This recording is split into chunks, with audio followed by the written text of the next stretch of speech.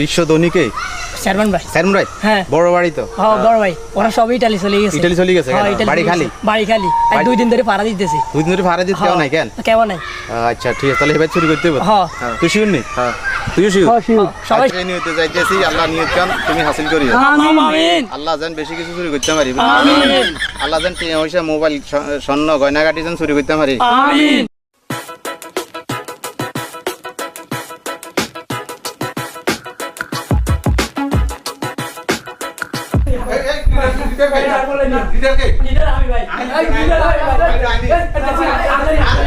এডি করে ভাই